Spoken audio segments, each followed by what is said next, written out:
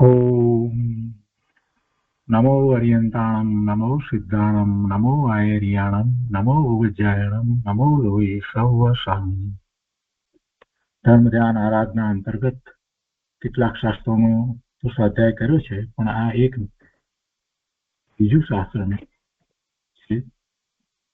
એમાં ધ્યાનની વાત બહુ સરસ કરવામાં આવી છે.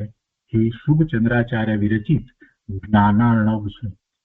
જ્ઞાનાર્ણવ એટલે કે જ્ઞાનનો દરિયો, અને એમાંથી આપણે ધ્યાન સંબંધી એની વાત લઈએ છીએ. એનો ચોથો અધિકાર જેમાં ધ્યાનની વાત કરવામાં આવી છે એ આપણે શરૂ કર્યો છે, અને એમાં આપણે એક ગાથા કરી છે. મૂળશાસ્ત્ર હિન્દીમાં આપણી પાસે ઉપલબ્ધ છે.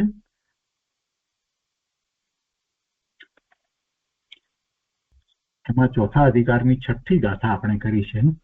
સંસ્કૃતમાં ગાથા છે, અને જે એના અર્થ આપવામાં આવે છે તે હિન્દીમાં અર્થ છે.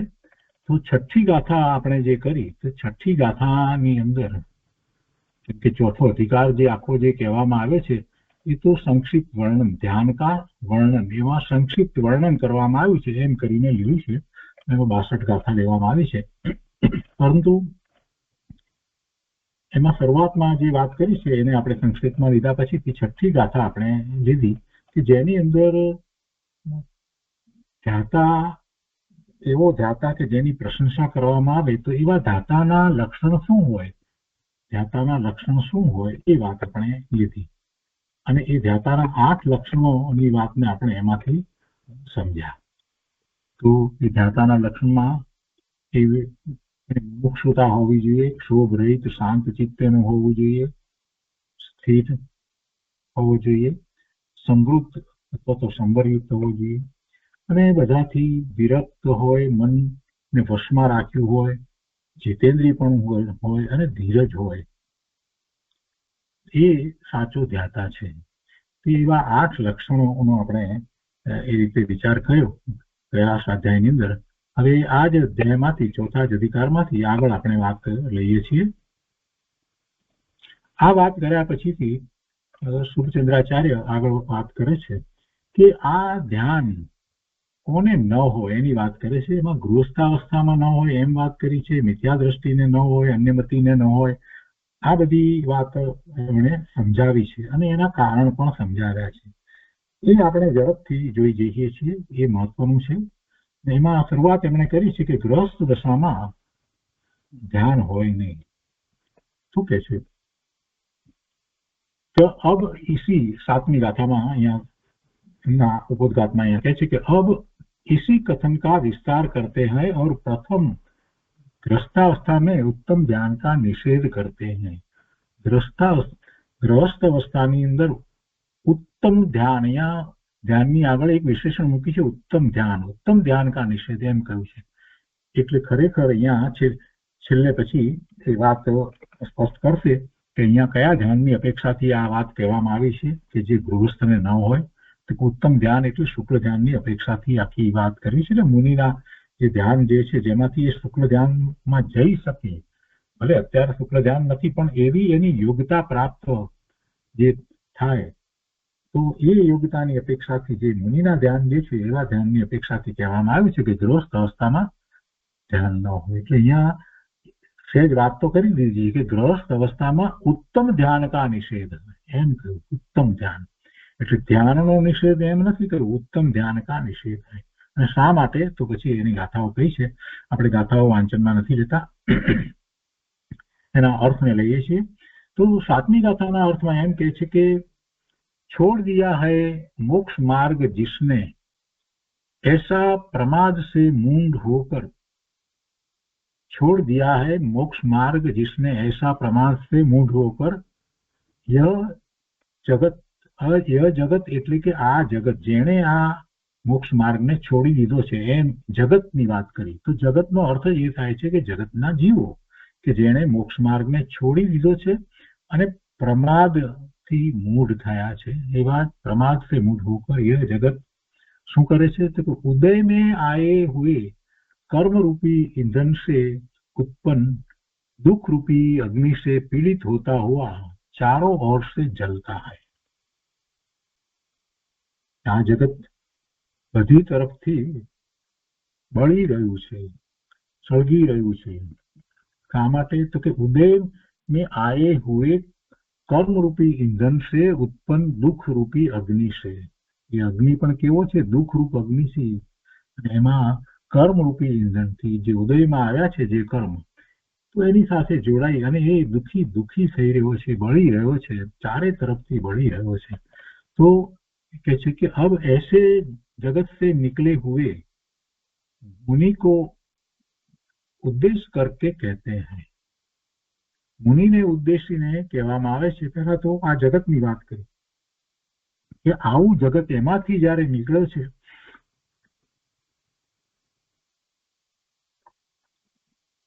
જગત આવું છે, દુઃખથી પીડિત છે અને એના જીવો પ્રમાદ પૂર્વક વર્તી રહ્યા છે, એમાંથી જે જીવ નીકળ્યો હોય અને મુનિ થયો છે, તો એ મુનિને એમ ઉદ્દેશી અને કહે છે।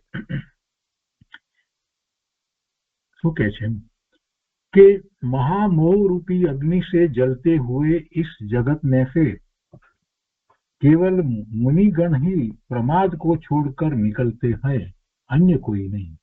कि पहली बात जे प्रमादनी कही हती कि जे प्रमादमां मूढ़ थई अने जगतना जीवो वर्ती रह्या छे, तो पहली बात तो ए कही कि भाई प्रमाद केवी रीते छूटे,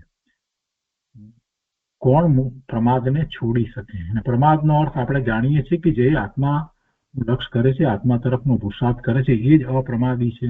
એ સિવાય બાકી બીજું બધું જગતના ગમે તેટલા કામ કરતો હોય છતાં એ પ્રમાદી છે। એ પ્રમાદ જે જગત લૌકિકની જે બધી વાતો જે છે, જેમાં જે રચો પચ્યો રહે છે, એ પ્રમાદી છે। એવા પ્રમાદમાંથી જે મુનિ છે એ નીકળી શકે છે, બીજો કોઈ નીકળી શકતો નથી। એટલે આ પ્રમાદ છોડવાની વાત કરી તો આપણે એમાંથી બોધપાઠ એ લેવાનો છે કે મુનિ જે રીતે પ્રમાદને છોડે છે, તો એ રીતે આપણે ગૃહસ્થાવસ્થામાં રહીને કેટલાક પ્રમાણમાં આપણે પણ પ્રમાદ છોડી શકીએ। અંતરંગથી આપણે સ્વરૂપનું લક્ષ્ય કરીએ, એની જ દ્રષ્ટિ રાખીએ, એવા જ શાસ્ત્રોનો અભ્યાસ કરીએ, ધ્યાનના પ્રયોગ કરીએ। આ બધું જો કરીએ છીએ તો જે જગતના કાર્યો જે છે એની રુચિ આપોઆપ ઘટી જાય છે અને એનો રસ પણ ઘટતો જાય છે, એમ પ્રમાદ ઘટી જાય છે। એટલે ભલે મુનિ દશા અંગીકાર ન કરીએ, પણ અંતરમાં મુનિ પ્રત્યેનો એવો ભાવ જે છે, એક વિશિષ્ટ ભાવ છે, તો એ મુનિની દશાને વારંવાર યાદ કરી અને આપણા જીવનને પણ એ રીતે આગળ વધારીએ તો પ્રમાદ ઘટે। એ પછી 8મી ગાથા પછી 9મી ગાथाની અંદર કહે છે कि अनेक कष्टों से भरे हुए अति निंदित गृहवास में बड़े बड़े बुद्धिमान भी प्रमाद को पराजित करने में समर्थ नहीं है। बहु मोटा बुद्धिशाળી હોય એ પણ એ ગૃહસ્થવાસની અંદર પ્રમાદને પરાજિત કરવામાં સફળ થતા નથી, સમર્થ નથી, સક્ષમ નથી। એમ કેમ? बुद्धिशाળી છે તો ધારે તો બધું કરી શકે, ના, નથી થતું। કેમ કે એ વાતાવરણ જુદા પ્રકારનું હોય છે, ડગલે ને પગલે એને પડવાનું થાય એવું વાતાવરણ હોય છે, એટલે એ અઘરું છે। એને કહે છે કે એવા મોટા મોટા બુદ્ધિમાનો પણ એ પ્રમાદને પરાજિત કરવા માટે સમર્થ નથી। इस कारण गृहस्थावस्था में ध्यान की सिद्धि नहीं हो सकती। એટલા માટે ગૃહસ્થ અવસ્થામાં ધ્યાનની સિદ્ધિ થતી નથી। ધ્યાનની સિદ્ધિ દ્વારા જણાવવું એ છે કે જે ધ્યાનમાં આગળ વધી અને શ્રેણી ચડી શકાય એવું ધ્યાન, એવી સિદ્ધિ ગૃહસ્થ અવસ્થામાં થતી નથી। 7મું ગુણસ્થાન આવતું નથી, 7મા છઠ્ઠાની ગુણસ્થા આવવી જોઈએ। એ પછીથી 10મી ગાથાની અંદર કહે છે कि गृहस्थगण घर में रहते हुए अपने चपल मन को वश करने में असमर्थ होते हैं। मन चंचल છે, આપણે જાણીએ છીએ, મન ચંચળ છે અને એ એક વિષયથી બીજા વિષય, બીજાથી ત્રીજા વિષય ઉપર ચાલી જાય છે। અને એમાં એને આસપાસમાં એવું જ વાતાવરણ પ્રાપ્ત થાય એટલે અનેક વિષયોમાં એ ફરી વળે છે, અને જેટલા વિષયોમાં ફરી વળે છે તો એ સંબંધીના શુભાશુભ ભાવો પણ એ કરે છે, તો પછી એને એકાગ્રતાનો તો ક્યાં સવાલ જ રહ્યો. એકાગ્રતા કેવી રીતે કરશે? એ અનેક પ્રકારના વિકલ્પોમાં જે હતો એ ધ્યાનનો પ્રયત્ન કરવા, પુરુષાર્થ કરવા, પ્રયોગ કરવા બેસે તો પણ એ બધું એને માટે ખૂબ અઘરું થઈ જાય છે. એટલે અહીંયા આચાર્ય ભગવાન કહે છે कि गृहस्थ गण घर में रहते हुए अपने चपल मन को वश करने में असमर्थ होते हैं. અને ધ્યાતાના લક્ષણની અંદર મનને વશ કરનાર એ વાત તો લેવામાં આવી. જે મનને વશ કરે છે એ તો મહત્વની વાત લેવામાં આવી. તો આપણે જાણીએ છીએ અહીંયા મુમુક્ષુ છે, વિરક્ત છે, ક્ષોભ રહિત, શાંત ચિત્ત છે, અને વશી મનને વશ કરે છે એ લેવામાં આવી છે. તો મનને જે વશ ન કરી શકે એ એકાગ્રતા ક્યાંથી કરવાનો છે? એટલે અહીંયા એમ કે છે कि गृहस्थ गण घर में रहते हुए अपने चपल मन को वश करने में असमर्थ होते हैं. अतएव चित्त की शांति के अर्थ सत्पुरुषोने घर में रहना छोड़ दिया है. એટલે તેથી સત્પુરુષોએ ઘરમાં રહેવાનું છોડી દઈ અને એ એકાંત સ્થાનમાં ચાલ્યા જાય છે. હવે એકાંત સ્થાન में रहकर ध्यानस्थ होने को ઉદ્યમી હુએ હૈ. એટલે એ ઘર છોડી અને એકાંત સ્થાનમાં ચાલ્યા જાય છે. મુનિ, નિર્ગ્રંથ મુનિ દીક્ષા લે છે તો બધું છોડી અને ચાલે જાય છે. એટલે એવા નિમિત્તો હોતા નથી જેને કારણે વિકલ્પો ઉઠે. તે પછી 11મી ગાથાની અંદર કહે છે કે सैकड़ों प्रकार के कलहों से दुखित चित्त और धन आदि की दुराशा रूपी पिशाची से पीड़ित मनुष्यों के प्रतिक्षण स्त्रियों के नेत्र रूपी चौरों का है उपद्रव, जिसमें ऐसे इस गृहस्थाश्रम में अपने आत्महित की सिद्धि नहीं होती है. गृहस्थाश्रमમાં એને આત્મહિતની સિદ્ધિ નહીં થાય. કેમ કે ત્યાં એને ઉપદ્રવ કયા? શેના ઉપદ્રવો કયા? એના નેત્રો જે છે એ ચોર જેવા છે. એ શું ચોરે છે કે સ્ત્રીઓના રૂપનું લક્ષ કરે છે. વળી ધન વગેરે જે સંપત્તિ જે છે એનું લક્ષ કર્યા કરે છે. તો એ પ્રકારે ગૃહસ્થાશ્રમમાં રહી અને એને જે ધ્યાનની સિદ્ધિ થવી જોઈએ એ નહીં થાય. વધારે પણ કહે છે, ફિર બી કહેતે એટલે વધારે પણ આગળ પણ કહે છે. એમ કરી અને બીજી કથાઓ પણ એ જ રીતે એમણે કહી છે કે ગૃહસ્થાશ્રમની અંદર જે ઉત્તમ ધ્યાન છે કેમ થતું નથી, એના કારણો સમજાવી રહ્યા છે.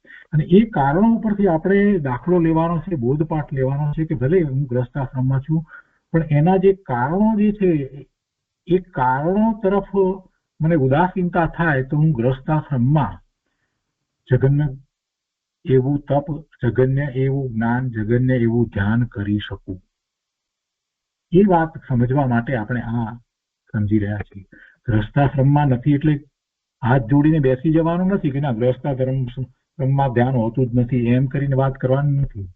આ વાત મને એટલા માટે યાદ આવી કે ધ્યાનની ઘણા વર્ષો પહેલા જયારે મેં વાત કરી ત્યારે કેટલાક લોકો તો તેના ધ્યાન હોતું જ નથી, ગૃહસ્થને ધ્યાન હોતું જ નથી એવું શાસ્ત્રમાં પણ કહ્યું છે.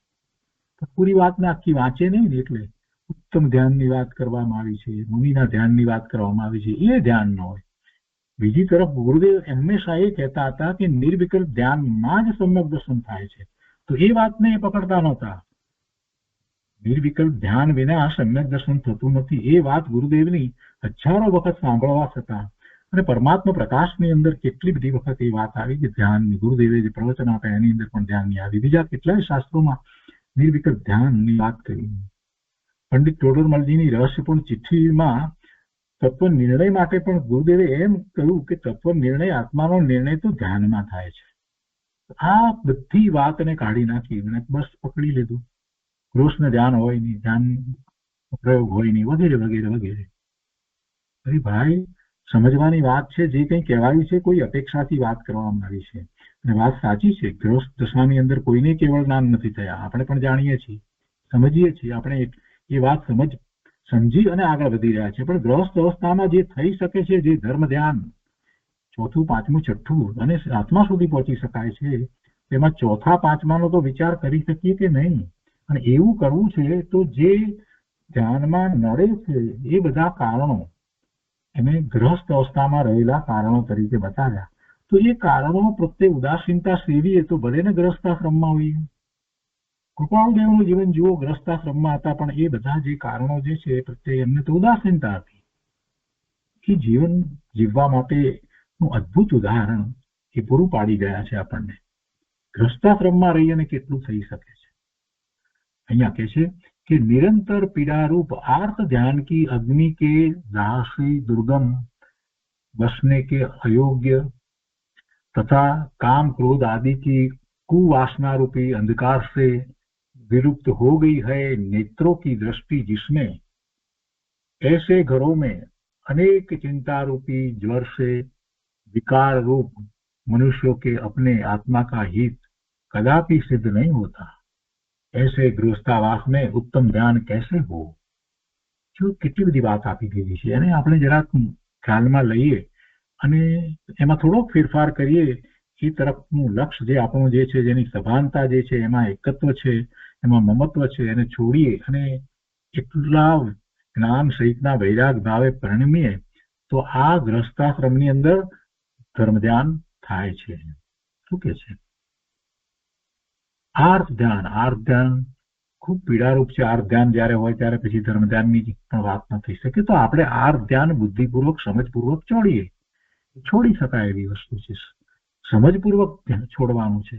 આત્માના સ્વરૂપને સમજ્યા પછીથી જે કંઈ પરિણામો થઈ રહ્યા છે એ પરિણામોનો વિચાર કરીએ તો આપણને ખ્યાલ આવે છે કે મારા આત્માને આ બાહ્યમાં જે કંઈ સંયોગો વગેરે જે છે એ કોઈ રીતે સ્પર્શતા નથી. તો પછી આર્થ ધ્યાન શેને માટે આર્થ ધ્યાન?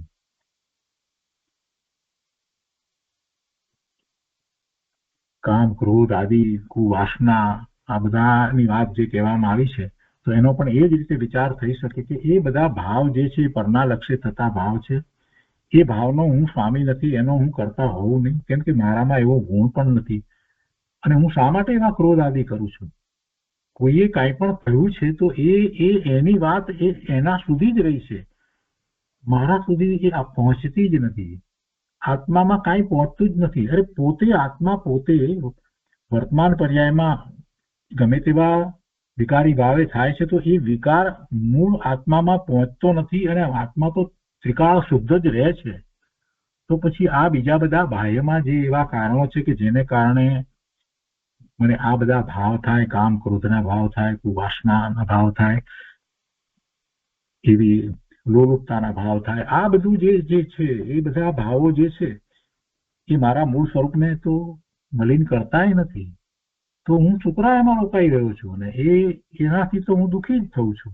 આવો વિચાર કરી અને જીવ એટલો વૈરાગ્ય કેળવી શકે એ બુદ્ધિપૂર્વકનો જ્ઞાન સહિતનો વૈરાગ્ય છે ને એ વૈરાગ્ય ભાવ જે છે એને નિર્વિકલ્પ થવામાં ઘણો ઉપયોગી થાય.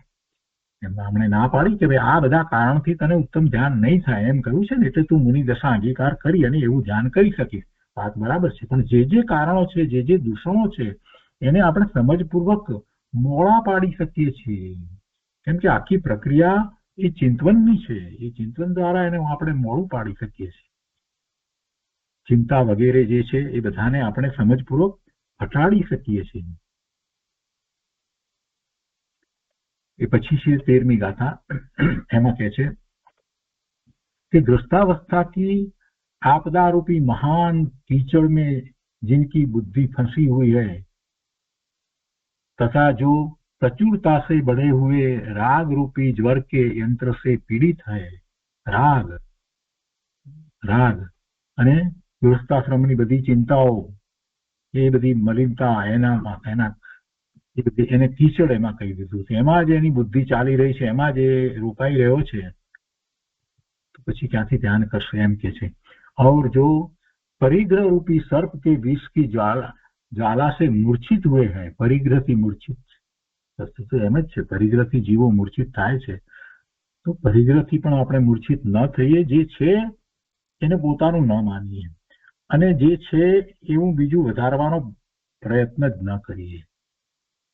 એના કારણે વધવું હોય તો વધે ને ઘટવું હોય તો ઘટે, એની સાથે મારે કાંઈ નિસ્બત નથી. એ મને સુખનું કે દુઃખનું કારણ નથી. એમ પરિગ્રહ પ્રત્યે એક પ્રકારની સંભાવની દ્રષ્ટિ કેળવવામાં આવે તો એ પરિગ્રહ રૂપી સર્પ જે છે એનું વિષ આપણને ચડશે નહીં. અહીંયા કહે છે ને કે પરિગ્રહ રૂપી સર્પ કે વિષ કી જ્વાલા સે મૂર્છિત હુએ હૈ. વસ્તુ સ્વરૂપ એવું જ છે. જીવને ઈચ્છા અને પરિગ્રહ એમાં જ જીવન પૂરું થઈ જાય છે. એ પાછું વાળીને જોતો નથી કે પોતે કોણ છે એનો વિચાર નથી કરતો. એટલે આચાર્ય ભગવાને તો બરાબર વાત કરી છે. ચંદ્રાચાર્યની વાત એકદમ બરાબર છે. એવું જ છે. તો આપણે સમજપૂર્વક એને છોડી શકીએ છીએ. પરિગ્રહ રૂપી વિષને આપણે એ સમજપૂર્વક ઘટાડી શકીએ છીએ. એ વિષની આપણી પર અસર ન થાય એવું કરી શકીએ છીએ. અને કહે છે કે वे ग्रस्त गण विवेक रूपी तिथि में गली में चलते हुए स्खलित हो जाते हैं अर्थात च्युत हो जाते हैं अथवा समीचीनी मार्ग से मोक्ष मार्ग से भ्रष्ट हो जाते हैं. સાવ સાચી વાત કહી છે. એવા પરિગ્રહો વગેરે આ તે બધી બાબતો જે છે એની આસપાસ રોજ હોય તો ક્યારેક ને ક્યારેક એને એના સંબંધીના વિચારો આવે, ક્યારેક કોઈક રીતે એનું પડવાનું થઈ જાય, ભ્રષ્ટ થઈ જાય, તો પછી શું કરવું? આપણે શું કરવું? આપણે જાગૃતિ વિશેષ રાખવી. આ વાત આચાર્ય ભગવાને કહી છે તો સમજવું કે વાત સાચી છે. મારે ખૂબ જાગૃતિ રાખવી પડશે.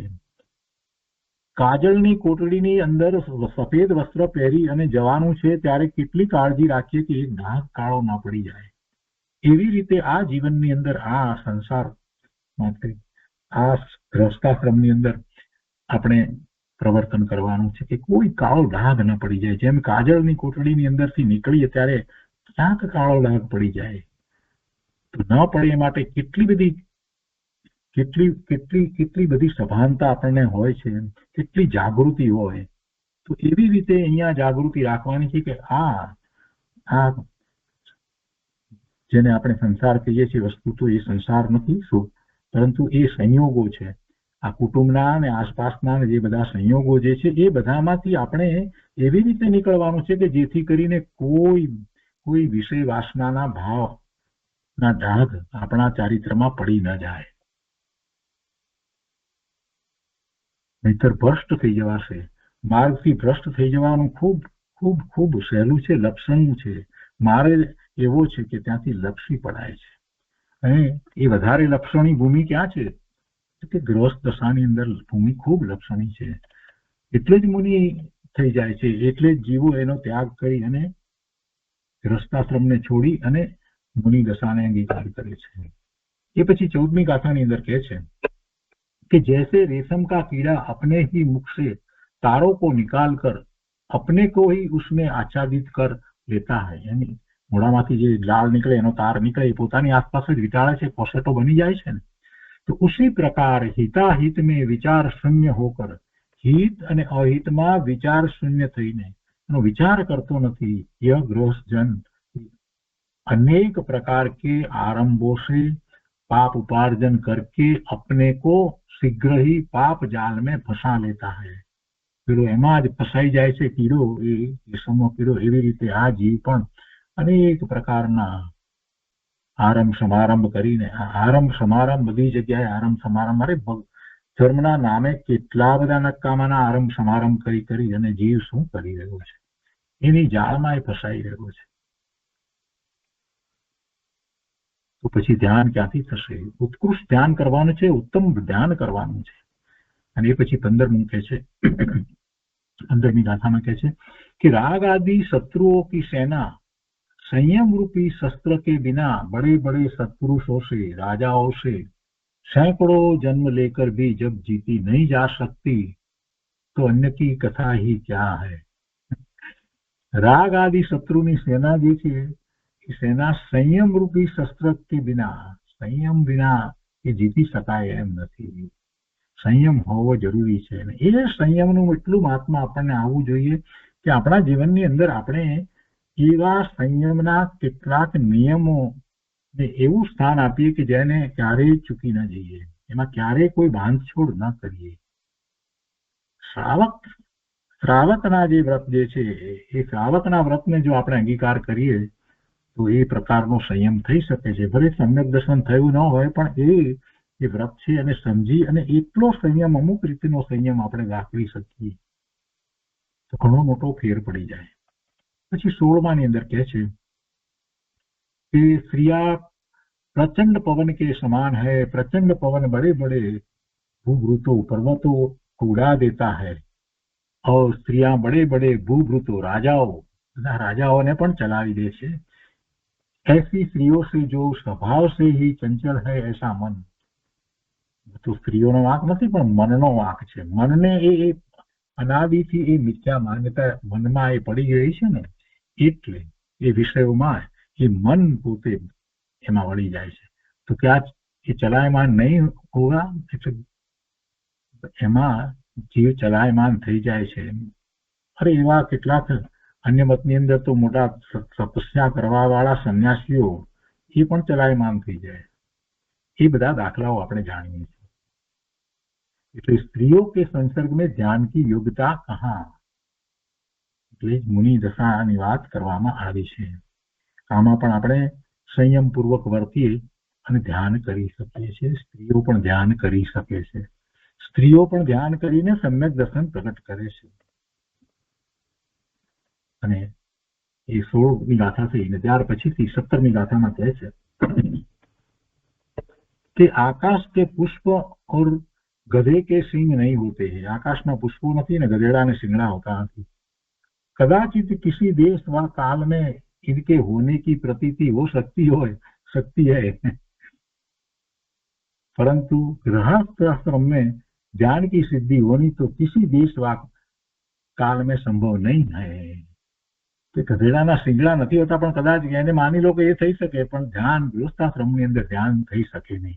અને આ વાત જેને માત્ર એકાંતે એટલી જ વાંચી એ લોકોએ વિરોધ કર્યા કે ભાઈ ધ્યાન કઈ હોય નહીં, ગૃહસ્થાશ્રમમાં એવું કોઈ ધ્યાન હોતું જ નથી, ગૃહસ્થને ધ્યાન હોતું જ નથી, એમ વાત લઈ અને કોઈ પ્રયત્ન જ ન કર્યો, પુરુષાર્થ જ ન કર્યો, ધ્યાનના શાસ્ત્રો વાંચ્યા નહીં। ધ્યાન કોને કહેવાય અને ધ્યાન વિના સમ્યક દર્શન નથી પ્રગટ થતું એ વાત ઉપર વિચાર નહીં કર્યો। કેટલાય લોકોએ એવી રીતે જ વાત લઈ લીધી, બસ ચિંતન કરવાનું, એ સિવાય બીજી કોઈ વાત નહીં। અરે ભાઈ ચિંતન નહીં, ધર્મ ધ્યાનમાં તો 4થું 5મું ગુણસ્થાન આવે અને જો આગળ વધે તો મુનિ દશા અંગીકાર કરીને 7મે પણ પહોંચે। તો એ એવું ધર્મ ધ્યાન અત્યારે પંચમ કાળમાં થઈ શકે છે। અને તમે ગૃહસ્થાશ્રમમાં રહેલા ને 4થું 5મું ગુણસ્થાન આવી શકે છે એની વાતને કેમ સ્વીકારતા નથી?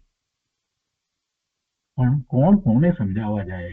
કઈ અપેક્ષાથી આચાર્ય ભગવાને વાત કરી છે એ समझवी જોઈએ ને। जो હવે એની સ્પષ્ટતા પણ અહીંયા આપે છે। આટલી બધી વાત કરી એટલે કે છે કે इस प्रकार गृहस्थ के ध्यान की योग्यता का निषेध है। तो આ વાત બરાબર કરી એમણે, બરાબર। પણ પહેલા જ કહ્યું કે ઉત્તમ ધ્યાન ન થાય એમ કહ્યું। અને હવે અહીંયા શંકા કરી અને પછી એનું સમાધાન પણ આપી દીધું। શંકા કોણે કરી છે? આચાર્ય ભગવાને આ ગાથાઓ લખી છે અને એની આ વિવેચન જે કરવામાં આવ્યું છે એમાં એ વાત ગર્ભિતપણે પડી છે, ત્યારે વાત લેવામાં આવી છે। यदि यहाँ कोई यह प्रश्न करे कि सिद्धांत में अविरत सम्यक दृष्टि तथा श्रावक के धर्म ध्यान का होना सुना है, यहाँ गृहस्थ के सर्वथा ध्यान का निषेध क्यों किया? प्रश्न करे, स्पष्ट प्रश्न है। सिद्धांतना शास्त्रों आगमनी अंदर बधी जग्याए आ बात आई है कि अविरत सम्यक दृष्टि तथा श्रावक ना धर्म ध्याननी વાત કહેવામાં આવી છે।